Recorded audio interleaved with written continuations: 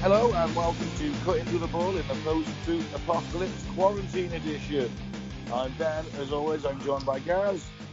Hello. And Mike. Hello. And today we're delving back to medieval England. It's the Peasants Revolt of 1381, and it's more interesting than it sounds. Mike's making me do a history lesson. Mike's going to teach us about socialism. I watched an hour of documentary this morning when I could have been on the gaming system. It was Tony Robinson though, man. It was Timeline. It was a good one, wasn't it? No, good. I have to admit, I did find it quite interesting, and I didn't know any of it. So, excellent. Superb. Mike, would you like to thank some new and returning listeners, please? Yes. Dublin, Ireland. Cologne, Germany. Leigh-on-Sea, UK. Pyrgos, Greece. Culemborg, Netherlands. Wow. Haven't seen that one before. Dubai. United Surprised they haven't been executed. Toronto, Canada. Dudley, UK. Dudley. Surprised they haven't been executed. Padua, Italy. Nice. Mountain View, California. Gangnam-gu, Republic of Korea. Oh, fuck. Hang on, that's South Korea, isn't it? Yeah. Oh, thank God for that. I don't think they'll be listening to us in North Korea, Ben. Maybe Kim Jong-un's a fan. He's Maybe dead. We'll get invited to perform in North Korea. Didn't he die recently? Well, we're not sure yet. It's all gone quiet on that front, actually. We still don't know. Nah, I think they're just doing the Weekend at Bernie's thing at the minute. They put some sunglasses on and they're working in with strings. You'll get the same level of compassion. The same unflinching gaze. Yeah. Till his eye hangs out.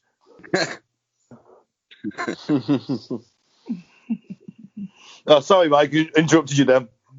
Yeah, just to do the last top three. Little Rock, Arkansas. Shady Nasty, New York. And Niles, Michigan. Oh, welcome back. Niles in at number one again. Where's Birmingham gone? Soon fucked off, they did. Well, it's only the top 50, to be fair. And yeah, they were number one the other week. I'm bitterly disappointed in the Brummie twats. He says, sounding like a Brummie. Should we do weird news? Yes.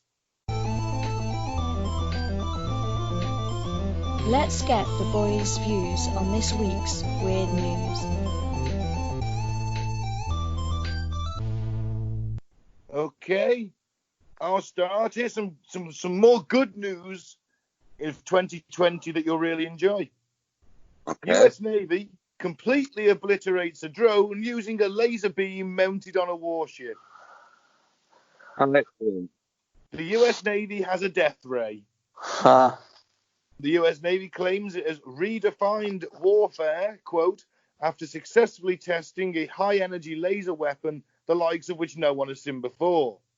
Basically, this new war machine can destroy drones and unmanned aircraft mid-flight and leave absolutely no trace of it whatsoever afterwards. Oh, and there's no reason the aircraft have to be unmanned easier. There could be a person in there, but for testing purposes, you don't want someone flying it. No.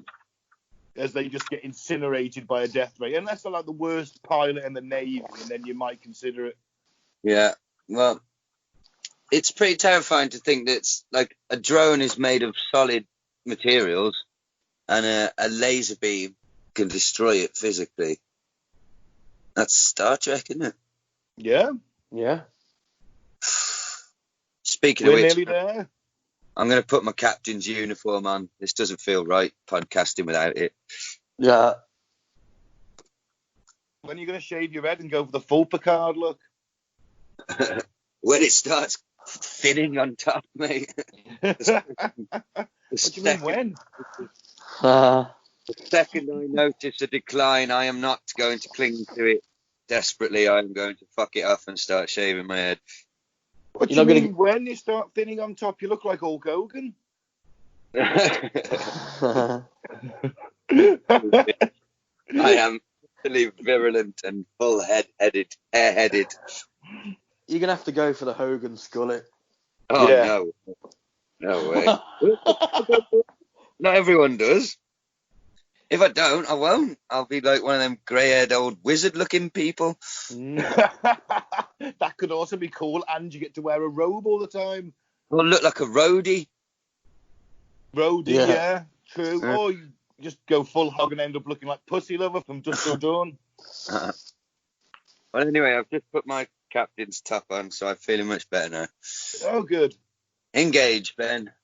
Well, that's pretty much it. US Navy has a death laser. Excellent. You know, I just thought that was really good news. Would cheer us all up in 2020. Mm. You know, we've only got, irreversible climate change, allegedly. I do think it's real. I'm just saying allegedly for, people who don't.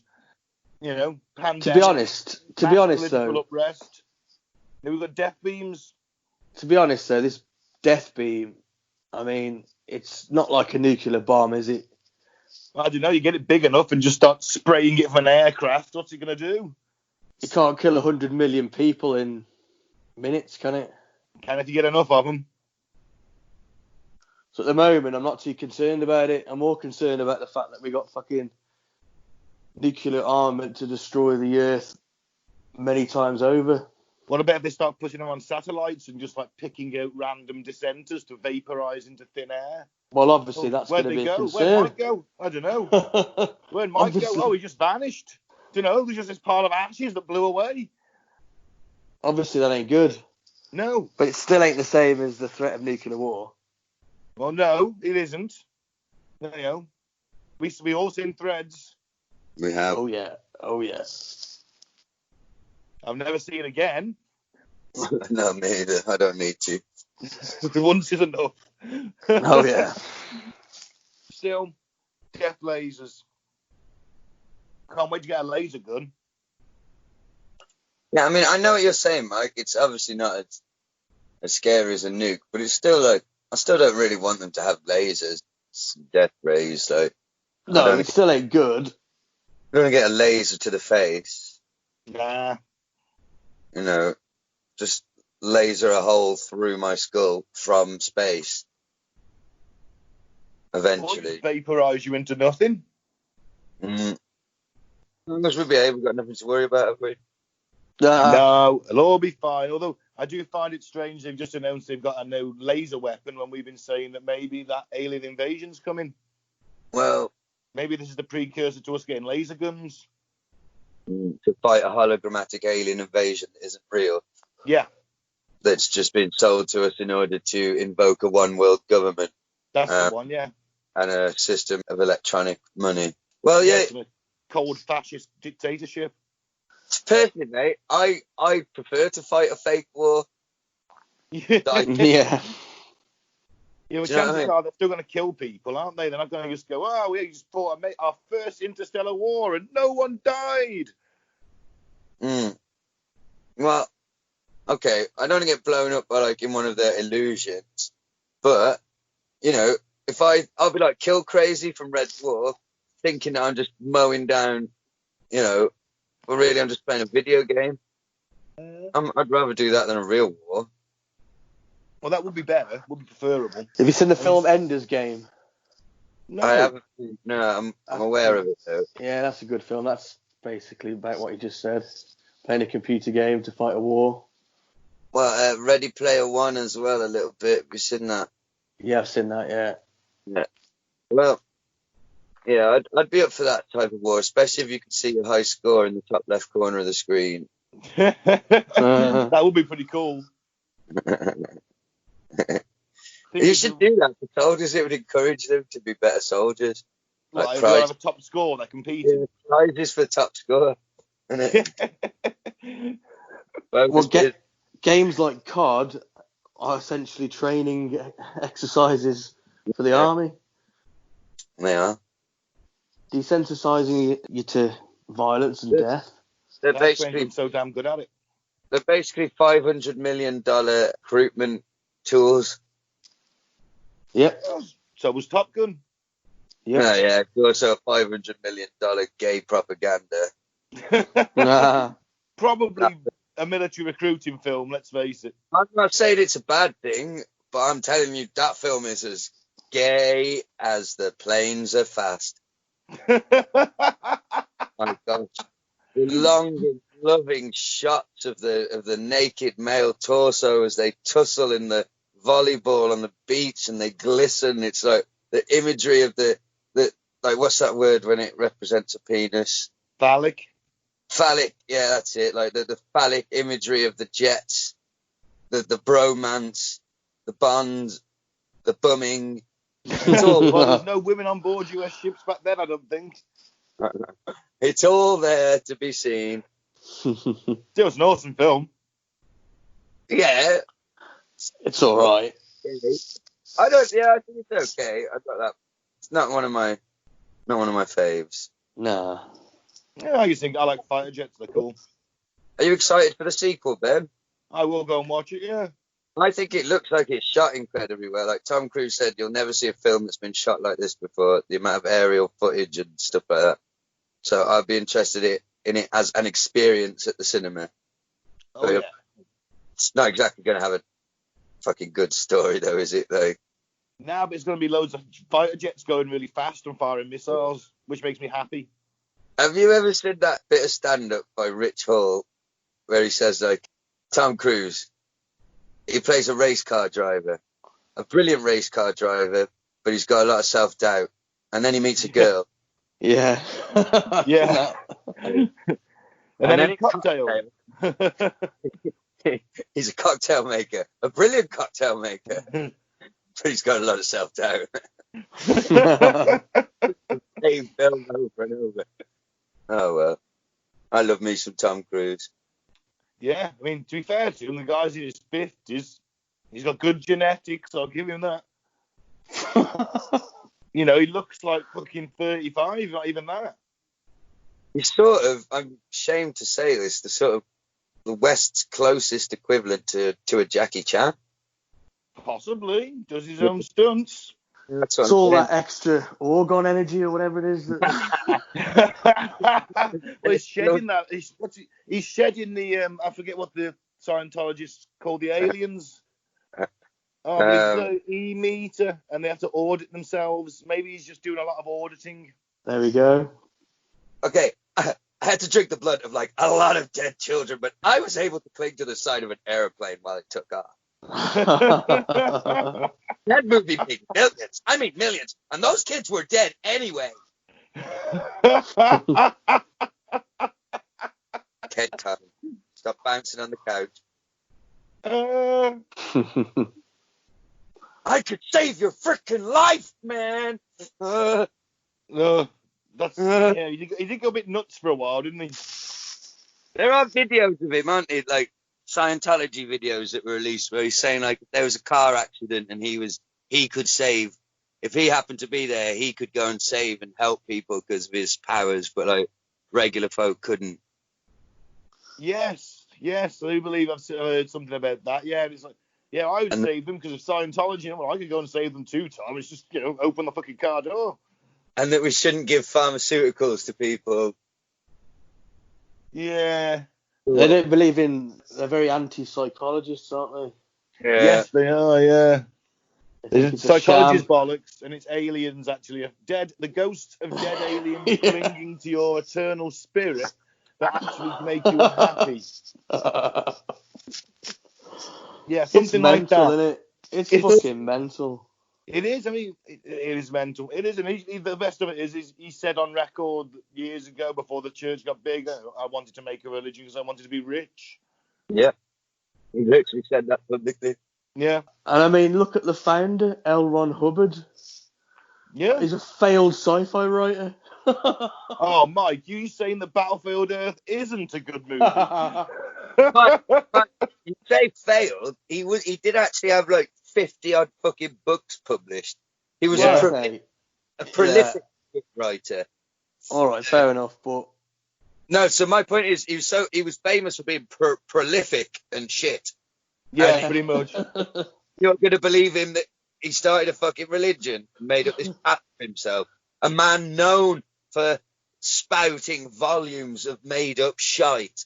Oh yeah, yeah. He was literally that's what he was known for. I mean, And stealing your girlfriend as well. Surprisingly, he was quite good with the ladies.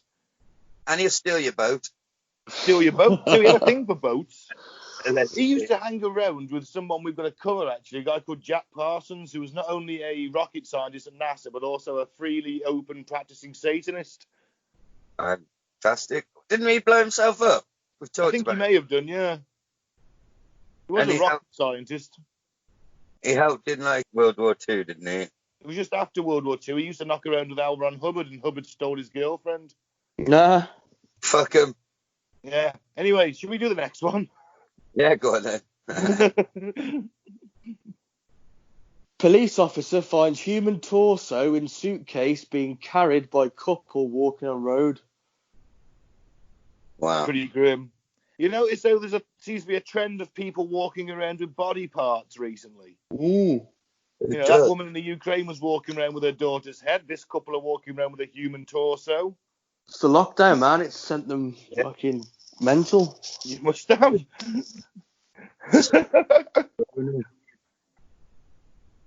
A police officer allegedly found a human torso in a suitcase being carried by a couple on the English-Welsh border. 2 people have been arrested on suspicion of murder after the discovery on Tuesday night, and a large area on the outskirts of Colford in Gloucestershire remains cordoned off. It is understood other body parts have been found in the surrounding area in the Forest of Dean. The couple were allegedly walking along a road when a passing police officer became suspicious of them and stopped to ask what was in the case. Can he do that without a warrant? You know, what's in the case? Oh, it's my case. I'm going to show you. Yeah, they don't know. When you say that and end up arresting you. Yeah. Then again, you're probably thinking at the same time, shit, I've got a torso in here. Yeah. Well, what happened then, Mike? A woman from Birmingham, aged in her 20s, and a man from Wolverhampton, aged in his 30s, have been arrested on suspicion of murder in connection with the investigation and remain in police custody. Yeah, so could be some kind of serial killing going on. Nah, they've killed her in Birmingham and they've gone down to the Forest of Dean to get rid of it, haven't they? Yeah. And got caught. Yeah. Careless. Yeah. Can't really explain that one away, can you? Yeah. Look, oh, Mo, I must have got my suitcase mixed up with somebody on the train. This isn't my case, officer. Can you imagine being them? It's lockdown. You're dragging the case along in the middle of nowhere. You haven't seen a single car. You're thinking we've done this, and then you hear a car, and you're like, "Oh my god!" So big. What are the fucking chances? Yeah. Oh well. It's the last piece to get rid of as well. The other bits have gone. Just a torso. Yeah. Finding one last spot and they can get off. Oh dear. Well, unlucky, isn't it? The power of the officer and murdered him too. But then you got to cut him up and. Yeah. Plus the fact that his car's probably got a tracker. Second, he doesn't check in. They're gonna say, well, where is he? Oh, we can't get hold of him. Before you know it, you've got like 4 or 5 cars turning up. True. Oh, well. Don't chop people up, kid. No, don't chop people up. Don't kill people unless you really have to. Shall I read the last one? Yes, please do. Okay. And finally, I will click on the correct page. Police appeal after half-naked man seen jogging along Basingstoke Street. Basingstoke police are appealing for witnesses after a half-dressed jogger shocked residents this morning. A man wearing a high-vis jacket, safety first, of course, trainers, but nothing below the waist, was spotted running along Beggarwood Lane. They lockdown sending people crazy. Beggarwood.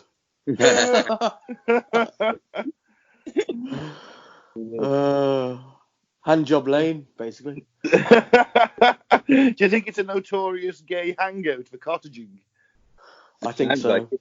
Yeah. In a video shared to social media, the gentleman was seen running on the pavement when the person recording told him to cover himself up and put some trousers on. The runner could be then seen to pulling a pair of shorts from his pocket and putting them on. Police say they're aware of the incident and are appealing for information. A spokesperson for Hampshire Constabulary told the Gazette, "We are aware of the video of a man exposing himself whilst jogging on Beggarwood Lane, Basingstoke, and we are appealing for any information. The incident happened at around 6:30 a.m. today." Yes, and there he is. Just running down the street. Yeah. Do you think he's doing it as a freedom thing? Like, oh, this feels great. No one will see me. We're on lockdown. There's gonna be no one about. 6:30 a.m. Takes the risk. Or do you think he'd shat himself? He's a sex offender. Well, he is now. Yeah, well, I mean that's the full explanation. He's a pervert. Oh, pervert or shit himself? You can never tell, guys. You got to ask the question. Or naturist. Yeah, that is the most commonly asked question in the British court system. Pervert or has he shit himself? Pervert who shat himself. Yeah, maybe he shat himself because he's a pervert. You see, that's how the system fails. I shat myself at school once.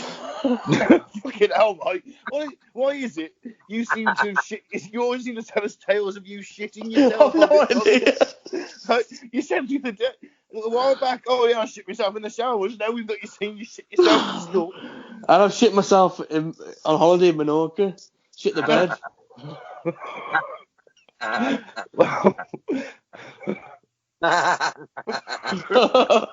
When was that? A few months ago?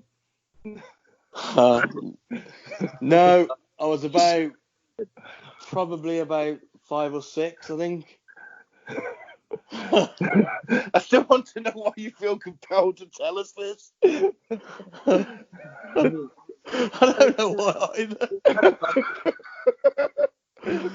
Well, I mean, all the times. I remember shat myself and I didn't know what to do. And so I thought, oh, maybe people won't notice. And the teacher said, God, it smells in here. Can someone open the window? So then I thought, oh, right, I'm gonna be noticed here. So I excused myself to go to the toilet. I wiped my arse and I got my shitty pants. And I think I threw them in the hedge or something, over the hedge. I went back to class as if nothing had happened. The perfect crime. Apart from the shotgun who found Well, yeah. Unlucky for them, but. Well, thanks for sharing that. So, I always wanted to know about that. There we go. Look out for the next instalment of Mike's. Look out for the next thrilling instalment of Places Mike shit himself. Yeah. Can we get on with fucking history? It's his history. It's my personal history. Can I grab a drink and a ciggy? Yeah. No. We'll reconvene before we talk about Wat Tyler and the Peasants Revolt. Yeah. But before I shit myself. So let's talk about Wat Tyler and the Peasants Revolt of 1381. I'd like to thank historicuk.com and who I take most of the information from today. I'm going to thank my sources now. Can't really do that for the UFO ones. Because it's all bollocks. I'm hurt. Anyway, in 1381, some 35 years after the Black Death had swept through Europe, decimating over 1/3 of the population, possibly up to half the population. Yeah, that's what I got. Half of all Europe died. Yeah, if you want to put that in comparisons, I had a good stat today on that documentary, that if you take both world wars and all the genocides committed in the 20th century and add them all up, that would come to 3.7% of Europe's population. You'd have to have 20 world wars to reach the number that died of the Black Death. Yeah. Some interesting conspiracies about the Black Death, actually. It's a bit worse than COVID, then. It's a lot worse than COVID. Well, unless you get COVID and die, in which case it's exactly the same results. They're both as bad as each other. Yeah, but there are some interesting conspiracies about the Black Death. You want to hear a couple now? Yeah. It was a bio-warfare attack by the Ottoman Empire. Right. They wanted to invade. Sadly, they ended up catching it too, so it didn't work. The other is, all those paintings of the Grim Reaper. There's very medieval artwork of the Grim Reaper harvesting lives, isn't there? A lot of stuff like that. Yeah. Apparently, people were actually seeing these things going round, and then the plague would appear. Okay. So some people think it might have been like an alien thing. Had to bring it back to aliens, didn't you? Just saying. Just saying. Isn't it more likely that someone just had sex with a squirrel? No, it was, the rats. The theory was it was the rats spreading it, wasn't it? But I'm not too sure if that's been debunked a little now. I don't know. Anyway, it's fucking nasty. You get big boils of pus under your armpits and your groin, and you lie there sweating and shivering simultaneously, and then they pop and soak your bedding in footloads of pus, and then you die. Yeah. So anyway, after that, there was a shortage of people left to work the land. Recognising the power of supply and demand, the remaining peasants began to reevaluate their worth and subsequently demanded higher wages and better working conditions. Which, makes sense. Shortage of labour. We're a commodity now. That's it. The wages started to go up. More land was available. That's it. I mean, some places, whole communities have died. Yeah. The land was there to be tilled. And the peasants were slowly improving in their living conditions and working conditions. Well, that's it. Until the king introduced new laws, didn't he? To cap the wages and prevent free movement. Yeah. And to introduce the poll tax. Yes. So the king was like, well, we don't want these peasants demanding this money and the land going to them. So they wanted to put a stop to that. Yeah, actually limiting wage rises, that is just shocking, really, isn't it? Yeah, it'll be like you got a minimum wage now. It'll be like us having a maximum wage. Yeah. You're a peasant, you can't earn more than £10 an hour. You're all kind of stuck. And also, we're at war with France, so there isn't a lot of money floating around in the halls of government. Wars are expensive. Especially one that lasts for 100 years. Well, yeah, they do tend to be very expensive. So they brought in the poll tax, which was 4p. Everyone over the age of 15 had to pay a shilling, so 4 to 5 pence in today's money. But a lot to an average farm labourer. A lot of money. And they had to pay the same as the wealthy lord. Yeah. Everyone paid the same. Bastards. Yeah. So what was it, 4 pence, did you say? 4 to 5 pence in today's money, yeah. Shilling. To a peasant, that's a fortune. To a lord, it's pittance. Doesn't matter. I don't mind paying that. Bastards. Yes. That's why it was so unpopular. Well, yes. But then look at the poll tax when they brought that back in this country in the late 80s. There was rioting and everything. People refused to pay. There's a guy at work who did like 2 weeks in jail for refusing to pay. It still didn't go down well, did it? No. Almost a shit idea. Yeah, it was a shit idea 600 years ago. Yeah. You know what I mean? What did they think was going to change? Yeah. This is true. And the worst of it is if they couldn't pay in cash, they could pay in kind. That's seeds, tools, etc., all of which could be vital to the survival of a farmer and his family for the coming year. And I imagine don't also... pay the tax, sell your shovel. Sorry, mate. And I imagine they sold the flower of their young daughters as well, possibly. Well, who knows? Top poll tax time again, love. Get on your back. So things appeared to come to a head when in May 1381, a tax collector arrived in the Essex village of Fobbing, That's a great name. To find out why the people there had not paid their poll tax. The villagers appear not to have taken exception to his inquiries, and they threw him out. Yeah, Thomas the baker was leading it, wasn't he? Yes. And he said, all the people here have paid their taxes. You won't get a penny more. Good old Tommy the baker. Go on, Tommy. Making a stand. Mm. Oh, do you think he'd get like a team of guys with him and call it the Baker's Dozen? Be 30 Hey.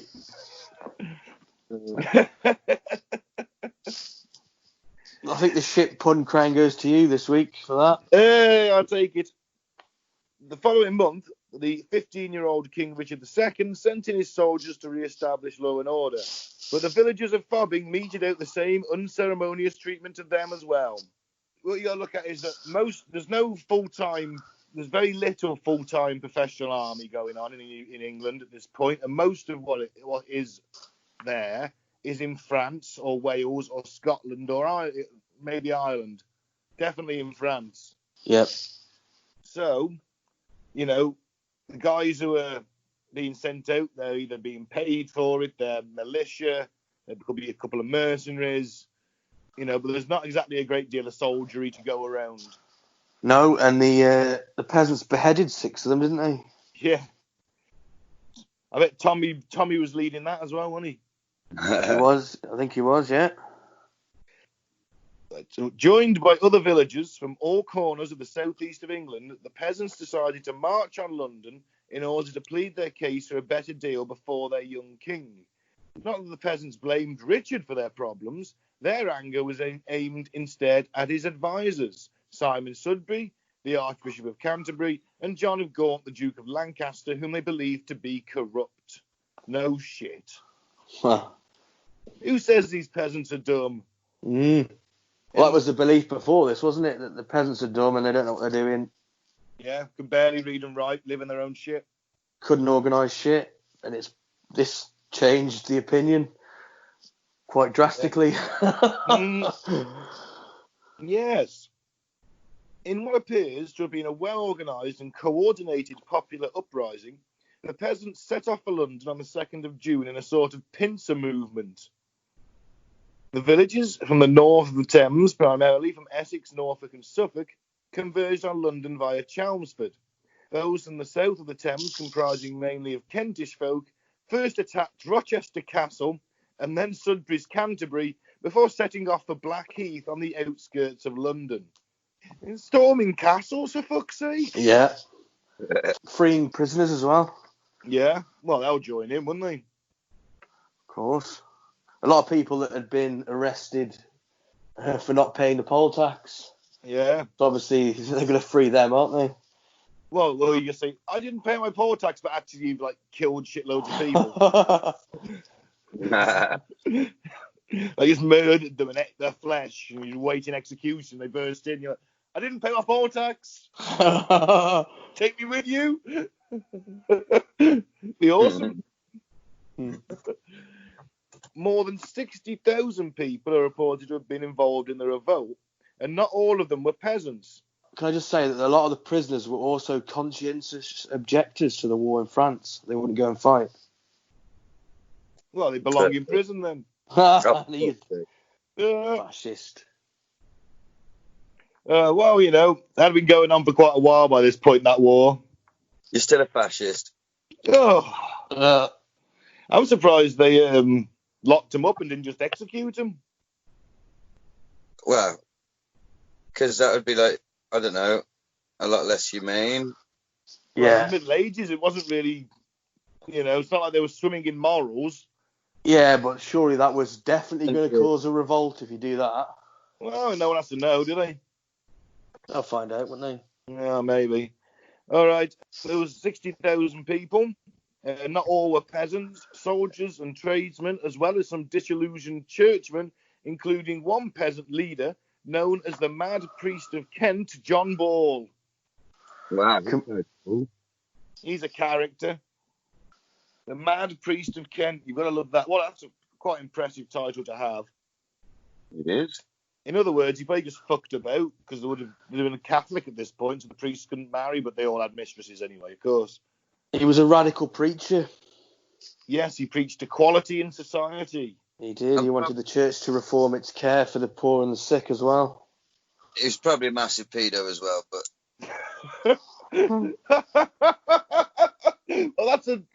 Well, it's not much of a leap to make, but all right, you know. I suppose back then they just knocked off their housekeeper. Yeah. And how many of them were there, Ben? 60,000. Now, think about that. That's a fucking hell of a lot at that time. Yeah, especially after the plague. I mean, the population of London was 40,000. So it'd be like, what's the population of London today? About 6 million. It'd be like 8 million people gathered outside London. The equivalent today. Armed with bows and sticks pitchforks. And swords and pitchforks. Spears, maybe. Yeah. A lot of archers, though, because remember, I think archery was still it was law to practice archery if you were a peasant. Every Sunday you had to go and practice archery. It was the law. Was it really, or is that a joke? No, that's true. No, yeah. That's why England had these really ace archers, or the longbowmen, because they literally started as soon as they could walk, pulling these bows. Not the massive bows, it's off for the kiddies bow, obviously. Yeah. So every peasant was armed and trained. So it's, and he got a population bigger than London coming. That's amazing. Yeah. So as they moved on London, they destroyed tax records and registers and removed the heads from several tax officials who objected to them doing so. Buildings which housed government records were burned down, and it was during the march one man emerged as their natural leader, Wat Tyler, also known as Walter the Tyler, from Kent.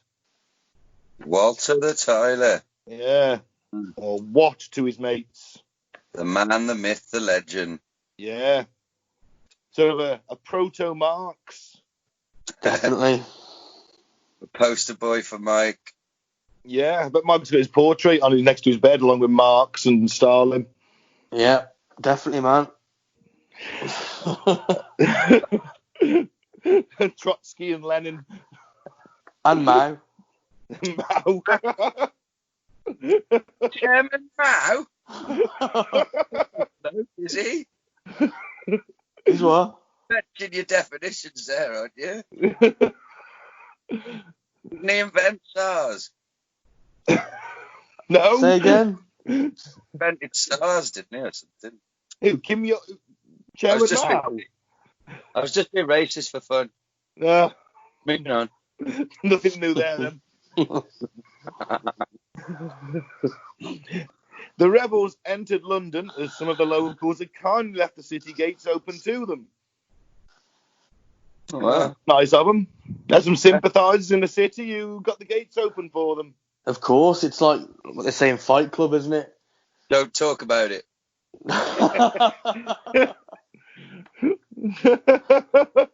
No, he says we're your drivers, we're your chauffeurs, we're your cooks, we're your cleaners. Do you know what I mean? We can get you at any point. Do you know what I mean? Yeah, it's true. Yeah. Yeah, imagine if the bin men revolted. Yeah, we'd be fucked. We'd be drowning in our own shit. Exactly. So, the rebels entered London. There was some very nice people to let them in. And somehow the Savoy Palace of the unpopular John of Gaunt got quite a little scorched in the process, with much of the palace's contents being dropped into the nearby Thames. So they burn his palace down and then steal all his stuff and throw it in the Thames. Fair play. Sends a message. Yeah. With all the temptations of the big city on offer, however, Wat Tyler seems to have lost control of some of his more pleasure-seeking peasants, with some falling foul to the power of the demon drink. Looting and murder are reported to have taken place, but in particular, the peasants targeted their hatred at the lawyers and the priests of the city. There was a lot of racist attacks as well, wasn't there? Yeah. Against the Flemish. Oh. Yeah. Well, maybe wrong. Well, Never because trust the Flemish. They were foreign, and a lot of them had a lot of money. They were wealthy. So they go up to them and say bread and cheese, and if they said it in a Flemish accent, they'd kill them. Man, bastards. Yeah. Well, this is what happens when it gets violent, you see. It's ironic, really, because I'd imagine they were let in not only because of sympathy to their cause, but also because there's like an unspoken rule when you besiege a city. I mean, this is what they were doing before they were let in. They were besieging a city. If you open the gates and let the army in, then they'd allow you to keep most of your stuff and be captured and taken prisoner and treated well. And if you resisted, then the city was sacked and you were all killed. That's medieval siege warfare rules. Ah. So obviously, as soon as they start getting into London, they start getting booze. And before you know it, this turns in from a march to a sacking, effectively. Yep. So in agreement to prevent further trouble, the king agreed to meet with Wat Tyler at Mile End on the 14th of June. At this meeting, Richard II gave in to all of the peasants' demands and asked that they go home in peace. Satisfied with the outcome, a promised end to serfdom and feudalism, many did start the journey home. Right, they asked for 4 demands, didn't they? Yeah. They wanted the end to bonded labour, the end of serfdom. They wanted to be able to sell goods in a free market, no tribute to the Lord. They wanted land rent to be reduced to 4 pence per acre a year for everybody. And they wanted immunity from prosecution for the rioters. Seems reasonable. Fair enough. It's not too much to ask, is it? No, it's not. I mean, it seems fair. I mean, it's like, you know, we're the people. We're the ones keeping you fed. It's stuff we take for granted now. They didn't ask for sports cars, high-powered shotguns, anything ridiculous. I'll have you know that's the American dream, Gaz. Sports cars and shotguns. Lawyers, guns, and money. Yeah. So loads of people went, all right, king's agreed. And remember, the king is the head of the country and he is chosen by God.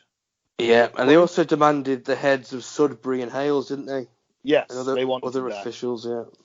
Which then happened, because whilst the meeting was taking place, some of the rebels marched on the Tower of London and murdered Simon Sudbury, the Archbishop of Canterbury, and Robert Hales, the Treasurer, and their heads were cut off on Tower Hill. Again, the gates were opened for them by sympathetic guards. Yes, because remember, the Tower of London is like England's best castle at this point. It's where the king lives. The armories are there, the treasure is there, the mint is there. But when they chopped off Sudbury's head, it took them 8 blows. No, that's not surprising. To sever it. 8 blows. Yeah. I'd imagine you'd be conscious for the first 4 or 5. Yeah, definitely. The Axeman was pissed. His neck must have looked like a toast rack. Did you see his partially mummified head in the documentary? Yeah. In that church. Ear attached. Fucking hell. Wow. Yeah, it's basically the only thing that survives from that time. It's the head of Sudbury. Fucking hell, I bet he's pissed off. It's partially mummified. Because it was that hot at the time. Off. Yeah. I mean, 8 chops and your neck is looking like a toast rack by the fucking end of that, isn't it? Oh, yes. And if the execution is pissed, well, most of them were. Wasn't exactly a popular job. No. Yeah. We'll look into executions one day, I think. That'll be a nice. Christmas episode. That's jolly. Yeah. I had an interesting fact then. I've been to the Tower of London a couple of times. It's quite fascinating, actually. It's a great place to look around. Yeah, I've never been myself. Yeah, it's completely blood-soaked, that place. Completely blood-soaked. So many people have died in there. Sounds lovely. Yeah. Wait, did you get hard? Hey? Do I get hard? Yeah. No. Oh. I'm not attracted to castles. No, but you are attracted to death. I'm not attracted to death. That would make me a necrophiliac. Well, it's the cat bit.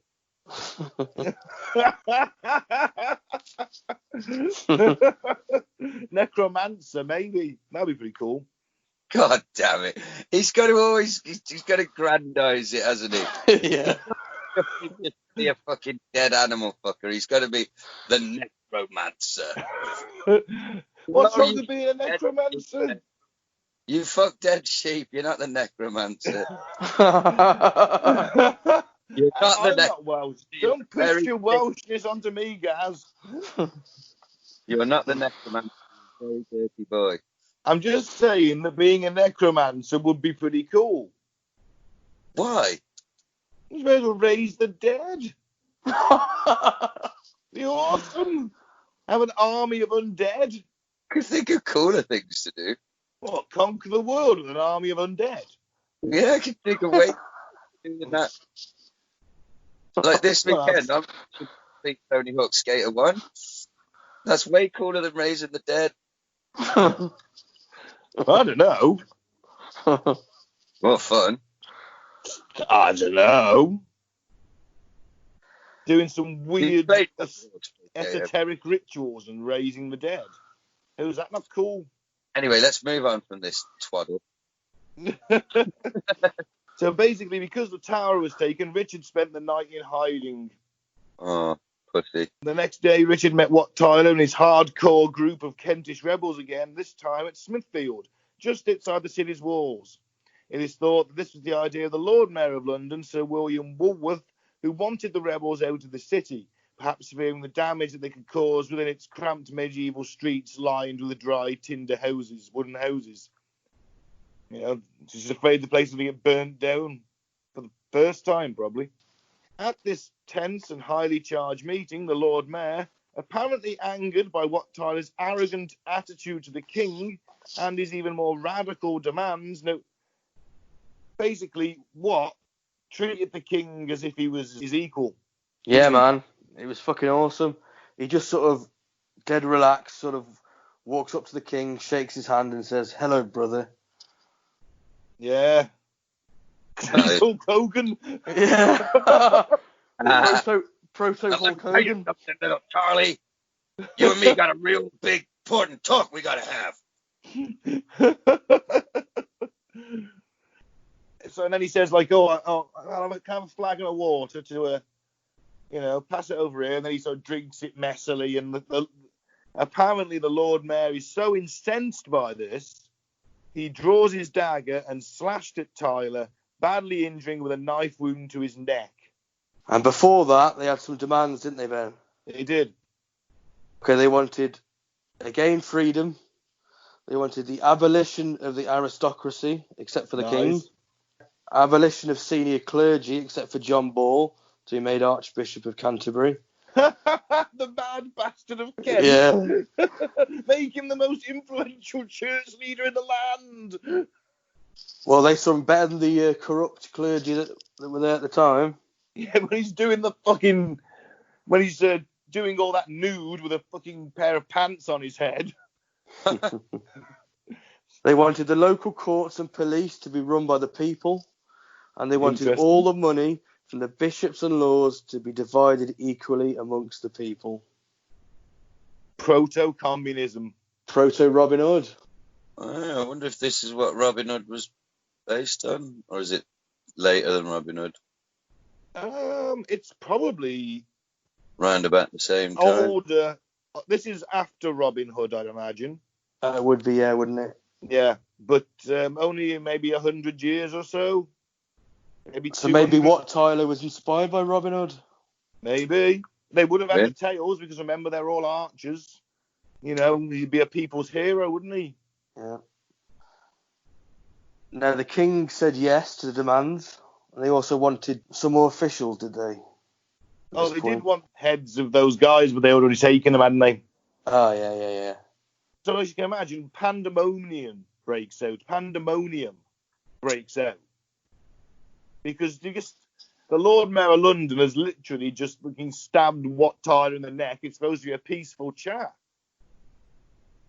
He's fucked that up. The king, who is literally like 15, he's probably crapping his pants because he's got thousands of rebels around him who probably quite like to see him dead now. Well, they didn't before. They outnumbered them 2-1 probably. I think the king had 200 men and the rebels had 400. And there you go. And these aren't going to be his top guys because they're all in France. Yeah.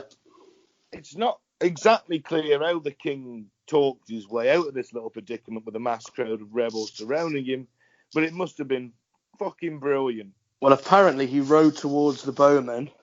Yeah. And he said, "You shall have no other king but me. Follow me to Clerkenwell," which was another field. Yeah. One account says something very similar to the one account I've got. It says, "I am your king. I will be your leader. Follow me into the fields." So the rebels lowered their weapons and followed the king because they believed in the king. He was chosen by God, and God would look after the people. So he was the representative on earth. Therefore, they could trust the king. That was their fucking downfall, wasn't it, Bo? Yeah. Never trust a king. No, never.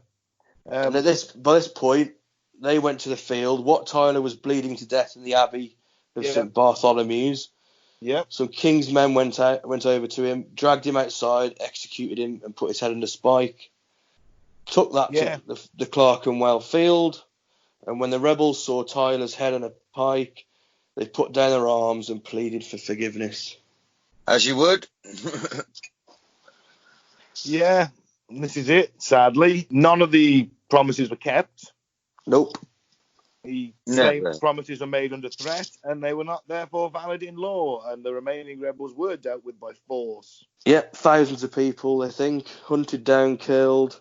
Yeah. 500 outlaws were caught in woods, like Robin Hood, and executed. Yeah. So the retribution was swift and harsh. As retribution should be. In this scenario. Squash the rebel scum. But the poll tax was withdrawn. Yeah, over time, some of their demands were kind of met, weren't they? Because the next 100 years they did actually get what they asked for because there's still a shortage of peasant labour. Yeah. They didn't get everything they wanted. I mean, obviously, they didn't get the abolition of the aristocracy. And in fact, they just invented a police force to protect that now, haven't they? Well, yes, I guess they have.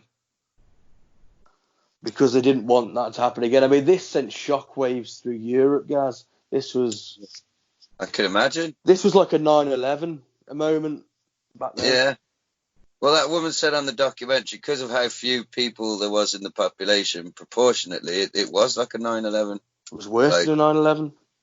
Yeah, she said that 1 in 800 people were killed in London, whereas 1 in 16,000 in New York. Yeah. There's a big difference, isn't there? Well, yeah. It's interesting. Yeah, and of course it marked the emergence of the peasants as a force in politics. They couldn't be disregarded anymore. They were part of the conversation. Well, they had to be because they've got the power. If they don't go to work, you can't kill everybody. That's it. The king didn't want that to happen again, did he? No, once they've done it once, they want to get annoyed again. That's it. Squash it, nip it in the bud. And just think what would have happened if they'd succeeded. Well, they would have been shit because we need a strong and stable ruling class, Mike. What, the one that's led us into oblivion? Yeah. Effectively. Well, look, we're all still alive. It's enslaved us at the same point. Boris has kept us alive, Mike. No. Oh, dear. We love you, Bojo. We do. It's amazing, all the hypocrisy. You know, like with all the clapping for the key workers on the Thursday. I still don't do. somebody on Facebook was complaining about their Amazon driver, calling him a fucking twat and all this. And I was going to comment like, you obviously weren't clapping loud enough last night. Yeah. It's amazing, isn't it? Oh, they're heroes until they do something wrong to slight you personally, and then they're fucking twats again. They probably don't recognise him as a key worker, Gaz. I'm not saying he's not, but they're probably not. They've only been told, remember, that it's the nurses and the carers and the doctors. I'll tell you what, delivery drivers. I don't mind the clapping, Ben, but what I don't like, what I did find to be very insidious, I didn't realise it happened because I don't watch live TV. Like the adverts and the TV stops, and there's like a caption on the screen that says, go and clap. Really? On ITV, I think. Yeah, I'd say I don't watch live TV either. Yeah, that's a bit. So that's a bit 1984. It is a bit, isn't it? Yeah. But this whole situation, everything about it is a bit 1984, and I've had enough now. Go outside and This is just the beginning, Gaz. What you're about? Love. I know, Mike. I know. It's like in that documentary today, like because it was obviously filmed years ago. It just showed like a normal street scene, and then like it made me feel weird because I was like, that's what life used to be like. Remember when it was normal? We could just run by things and go to stuff. Yeah. We may have social distancing for years after this. I think so. I think that's what we've all got to prepare ourselves. It's a brave new world, Gaz. It's a brave new world. Is it brave? Is it brave? Cowering in our houses like frightened little fucking automatons staring at the fucking idiot bucks for fucking confirmation and permission again. That's it. I'm taking my mask off. You're right. I'm with you, guys. Burn that mask. Burn that mask. Hang on, I was at the table on fire. Greta will really, really appreciate that if you burn your masks. She's now a spokesperson about it, Gaz. Did you see? What's happened? She was invited on to, I can't remember which channel it was. It was a news network as a COVID-19 spokesperson. Right, and what qualifies her? I don't know. For some reason, they had her as this COVID-19. COVID? Oh, that was a Freudian slip right there, if ever I've heard one.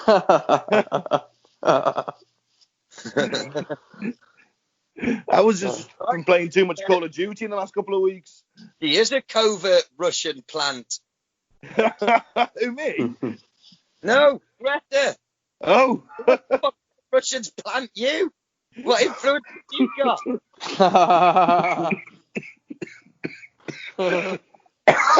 Oh, the ability to nearly choke to death, apparently. Smoking like a Russian agent, anyway. Why have the Russians in? Well, there's probably a number of reasons the Russians have put me in. There's literally no reasons, Ben. No.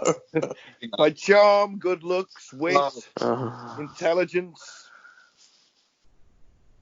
You know. Yeah. Moving on. All right. Where were we? Summing up Peasants Revolt. So, do you think if they'd have got their way, we'd still be living in an absolute monarchy, but weirdly kind of with well, maybe not an absolute monarchy, but certainly the king as a figurehead, and then we've got Mike's perfect future vision of the perfect luxury socialist capital, perfect communist future, luxury communist future. I would have all gone just as shit just as quickly under the peasants' rule. It couldn't have been the luxury communist future because the technology wasn't there. Yeah, but obviously, would we have got the same principles, perhaps? Yeah, well, maybe. It might have been a more egalitarian society, and you wouldn't have the class structure that you have today. No, there'd be no one to look down on. We'd all be equal brothers. Yep. Or pan brethren, whatever you want to call them. One's a trans side. I don't know what the word is for a trans sibling. We are not equal. Yeah, we all are pretty equal. We're born equal, guys. It's a society that makes us unequal. Ben, there is a bloke who goes to my dealer, right? He's got 3 teeth in his head, and he washes his clothes in the bath. We are not equal. You are under the system, Gaz. Because of the system that you've been put under. Now, if it was another system, if it was another system, hang on, if it was another system, it's all over the floor. He wouldn't be in that situation. He wouldn't have missing teeth and shitting in the bath or whatever he does. The government's fault. He fucking let his teeth fall out and smokes crack. Yeah, it's the government. No, it's a society, guys. Clothes in the bath. It's the society. Everything is a reflection of society, isn't it? You grow up in. Of course, he grew up in a community where they wash clothes in the bath. There you go. I'm fucking better than him. What if at one point he could have been a rocket scientist, but then he was just tempted by crack? There you go. There's quite a tragic tale behind him where he did have a good job and stuff like that. Yeah, you know, he actually worked for NASA as a rocket scientist. Oh no, now you take the piss. I mean, his wife was also a rocket scientist, and she was killed in a prototype rocket accident, and he turned to crack. I'm going to send you a picture of this fella. All this fantastic nonsense. But yeah, are definitely better than this fucker. So leave my precious fucking system alone, Mike. But it's killing us and it's killing the planet. Yay! But we've got PlayStation.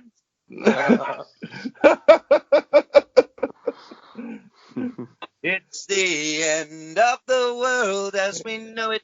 Anyway, all the signs are that the poles are about to do a magnetic shift, which is going to completely and utterly upend the ecosystems of the world and just kill us in ways that we didn't even see coming. Or there's the meteor that's going to hit us, or the next plague, I mean, it really is very, very, very apocalyptic out there at the moment, isn't it? Oh, yeah. It is. I can actually see 4 horsemen.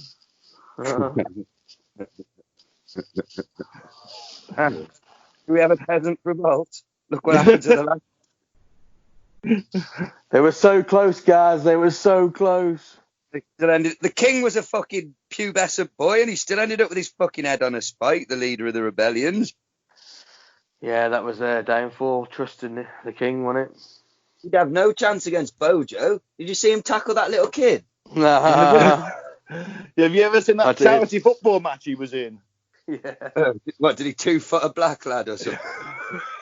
I can't remember who he tackled, but he rugby tackled him by accident. He ran over to him, ran so fast comparatively for Boris that he lost his footing and stumbled into him and took him out. Yeah. It was amazing. You'll never see a worse attempt at a challenge. Yeah. I'm hear a bad word about Bojo at the moment. He's doing a hell of a job. Oh, you're not going to trigger me. No, it's fine. I mean, I've still got a job and I'm not dead, so as far as I'm concerned, he's fine by me. Yeah, but I'm not dead and I'm sat at home getting paid, so he's fine by me. And that... Exactly. He's still done a fucking awful job. He's still done a bloody awful job. There's like 50,000 dead people. Oh, well. And his boss can trot off up 230 miles up the road while displaying symptoms and drop his kids off at his elderly parents and not a word is said. God save our gracious Queen. Are you standing up too? I'm standing to attention. Quick, Ben, cut the recording. Bam, bam, bam, bam. Oh, go on, lad. No, we're not doing it, guys. Sorry. I'm not praising the system. I tell you what, I feel like doing some clapping for old Bojo.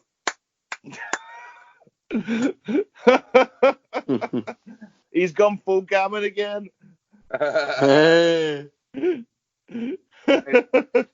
He's protected my job.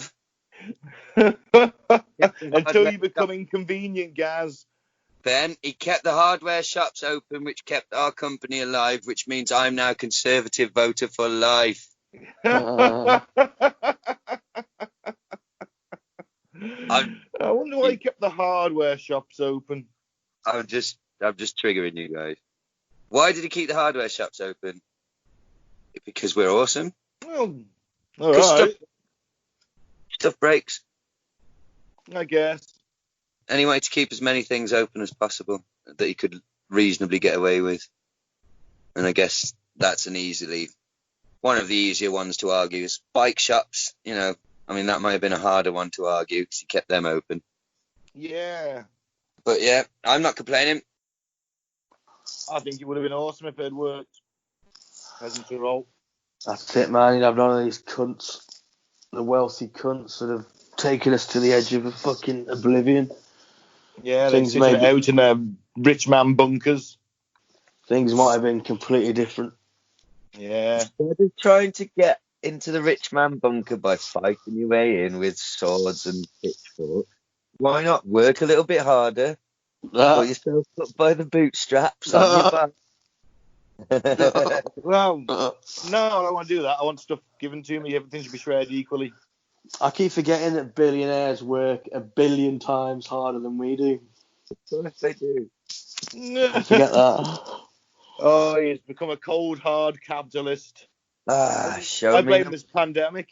He's inflated his already inflated sense of ego. Well, the entire nation does clap for me and set off fireworks every Thursday night. That must be nice. Do you go out and watch it? No, I'm usually inside watching some bullshit on TV. No. Do you not look at the window or hear the clapping and have a certain smugness about you? No, I take part if I happen to be downstairs and I hear it. I don't purposely think, oh, it's Thursday. I must set an alarm for 8. It's a long way from my room to outside. A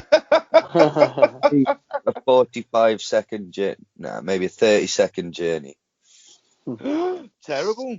That I'm not prepared to make for my fellow key workers. Because I'm too tired of key working. News. Have we finished with the main subject? Yeah. I was just thinking that you over here which neighbours don't clap and then you go knock on the doors and ask them why not? No. Oh, right, okay. Just wondering. Yeah. And just to finish on the topic, just think in some of the universe they did succeed. Yeah. In some of the multiverse, Wat Tyler succeeded. Oh, well. But in this universe, his head definitely ended up on a stick, didn't it? Yeah, unfortunately it did. Yeah. Let that be a lesson to all of you out there. Email us if you'd like to overthrow the government with us. We love our government. You do? I do, right now. Sure. I don't care. No. I really don't. You totally missed my segue into the weird news. Yes, I did, yeah, man. Weird news. Where's the fucking amateurs? Mike, cut it so we sound clever. Amateurs who are on drugs as well.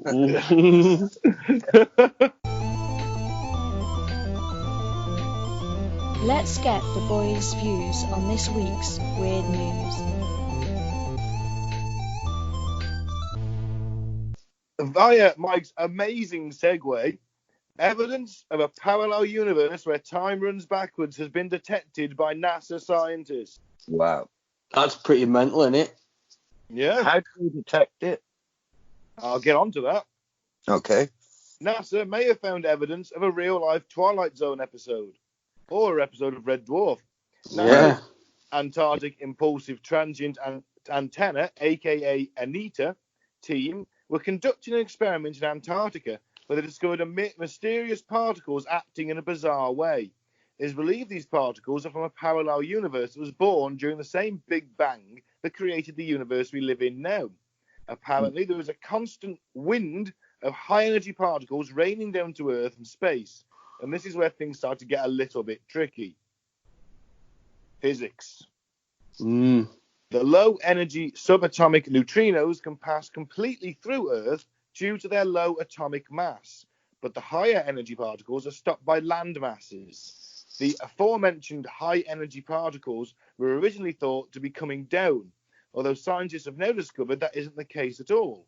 Instead, ANITA has detected heavier particles named tau neutrinos, which are coming up from Earth towards outer space. According to these findings, NASA scientists believe they may have stumbled upon a parallel universe because these particles are believed to be travelling backwards in time, something that most people believe to be impossible. I don't fancy having a shit there. Or a wank. Oh, yeah. You're just surrounded by dirty tissues, and then your semen just goes back up to your penis. Your wife starts off pregnant. Yeah. And then doesn't get, and then, you know, the baby eventually just turns into nothing and then goes back inside your penis. Yeah. And then you just all start aging backwards until you eventually crawl back into your dad's testicles. You gotta go into your mum's vagina first. Oh, yeah. You gotta go back in. Well, not back in, it'd be in for the first time, wouldn't it? Well, yeah. Because you just wake up in a cemetery, wouldn't you? You'd just be like... Well, I, for one, think it's better this way around.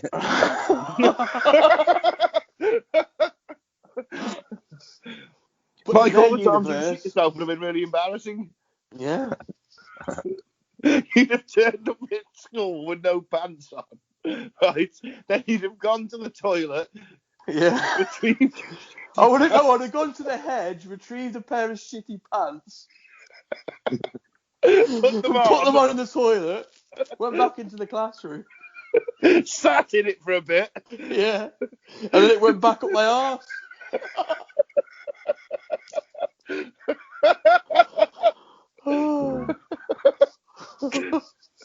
Can we do the next one?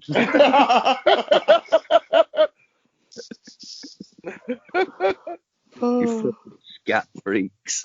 I was like the audio version of Two Girls, One Cup.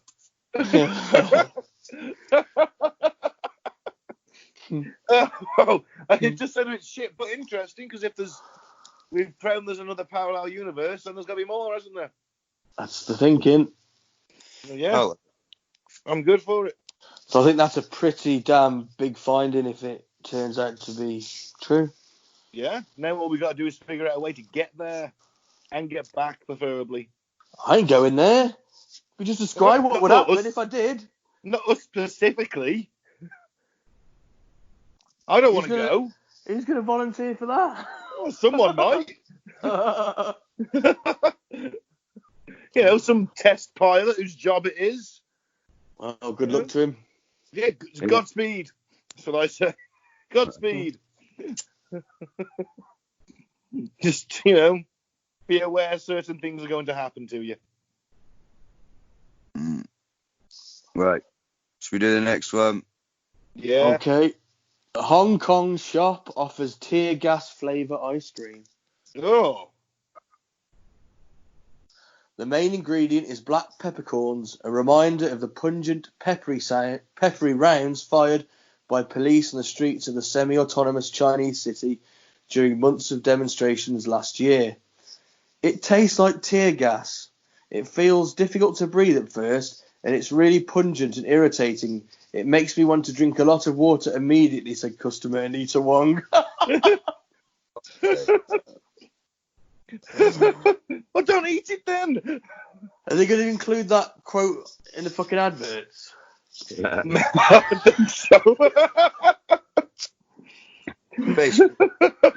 New tear gas ice cream. It feels difficult to breathe at first. It's really pungent and irritating. It makes you want to drink a lot of water immediately. Get yours now. Yeah. Well, look, it's better than eating fucking bats. I guess so. Give them a break. Good to eat peppercorns in your ice cream, though. Look, they can eat all the fucking peppercorns they want. That's not going to mutate into a disease that could kill my mum. Right? Just give her a flashback. Who's having a flashback? The girl who tried the ice cream had a flashback to her, and she was tear gassed during a protest. I imagine those protests were quite traumatic for the Chinese citizens. Well, yeah. Hong Kong. Hong Kong, sorry. What did she expect? Oh yeah, I've just been doubly racist, unintentionally confusing Hong Kong and China.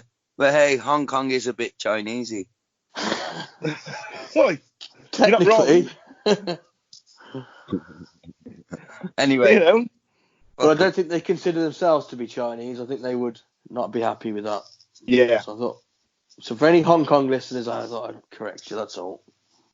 Well, apparently the flavour is a sign of support for the pro-democracy movement, which is seeking to regain its momentum during the coronavirus pandemic, the shop's owner said. He spoke on condition of anonymity to avoid repercussions from the pro-Beijing government. Oh my God, you live in a society where you can get locked up and probably shot for fucking making ice cream. Yeah. That the government doesn't like. Yeah. Yep. Wow. Well, we've got that to look forward to. Heading that way for us too, isn't it? Well, this is it. Best nation we live. Yeah, it's not for me. Let's put it that way. I don't want this tear gas ice cream, nor do I want to be tear gassed again. No, more than 16,000 rounds of tear gas were fired during the protests. That's a lot of tear gas. Oh yeah. Yeah, but they come sharp too if they fucking hit you in the face or the chest. I could imagine. But apparently at $5 a serving, the tear gas ice cream has been a hit. Okay. He's been selling 20 to 30 scoops a day. Wow. Well, fucking hell. What's You don't that? go back for What's seconds, 30 times 5? 150, is it? Yeah, it's $150 a day. Wow. Well, I bet they don't come back for seconds. I bet you have to give them a chair to sit on after they've eaten it. What you know? Is it wise to be eating an ice cream that makes you short of breath when there's a virus that attacks the lungs trotting around? Of course not. And also one that brings back post-traumatic. One that gives you PTSD and brings flashbacks. PTSD ice cream. Yeah. What was your post-traumatic event there, ma'am? Oh, I was tear gassed. Oh, we have this ice cream. It tastes just like it. What about you, sir? My family were killed in front of me. Here. Well, they shot, yes. Here, this ice cream tastes of gunpowder. And death. And death. It smells like death. And it's even got blood on it too. It's even got little buckshots in there as well. Oh yeah, little chocolate buckshots. With a strawberry topping to make it look like blood. You said they were chocolate buckshots. Oh man, yeah. The smell of death and decay. Ah, my teeth.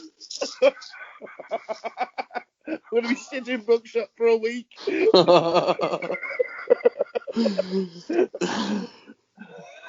Fart one out, shoot your dog.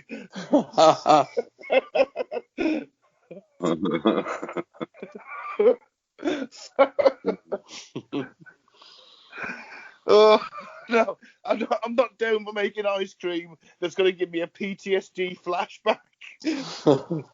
Or make me taste tear gas and give me the same fucking effect. No, I don't want it. I'm against a world that has it. Oh, wow. Moving on then.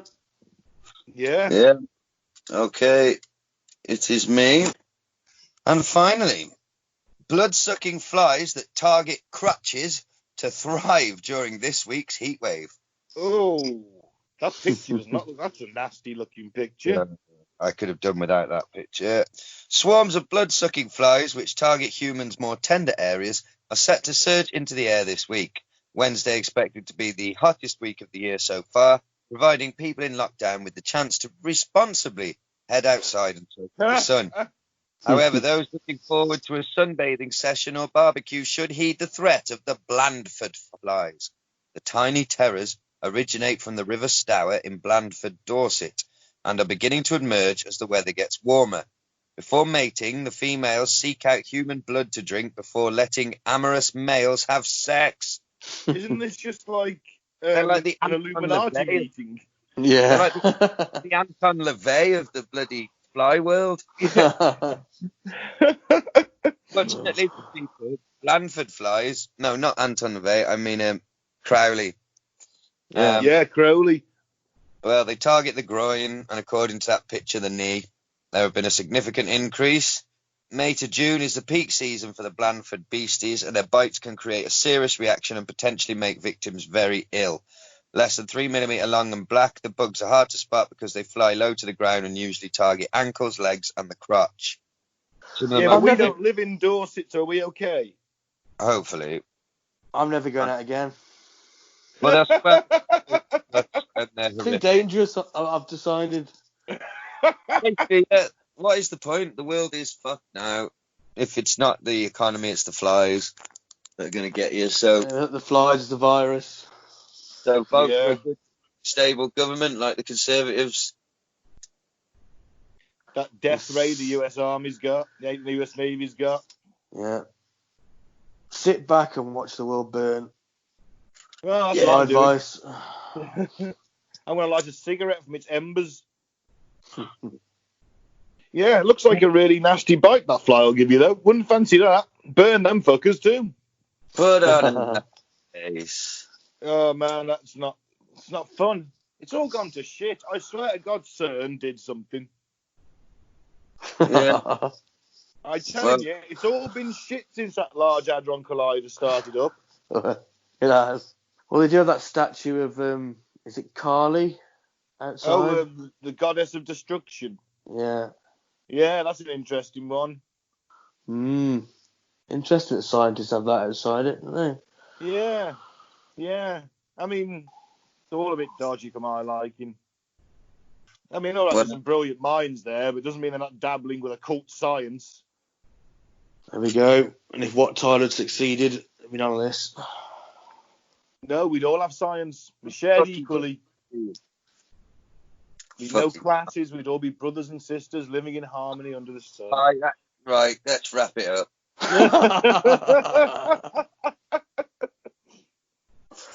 What a wonderful future it would have been. Oh, God. It would have been a hippie Marxist paradise. Oh. God, white people with dreadlocks. Yeah, but copious amounts of drugs as well, guys. And sex, free sex. Yeah. And hippies. Ugh. Says the only one with the long hair. Yeah, but I don't act like a fucking hippie, do I? No, you're like a jaded hippie that you've grown your hair back for one last attempt at liberalism before you turn completely Tory. I literally can't be asked to get my hair cut anymore. I've decided it's something I will never do as an adult male. It falls out. Yeah. Basically. Fair enough. On that bombshell. Gaz will have a skullet in a few years. I know, we decided I'll give up. But I think you need to accept the fact that my body is going to troll you by never going bald.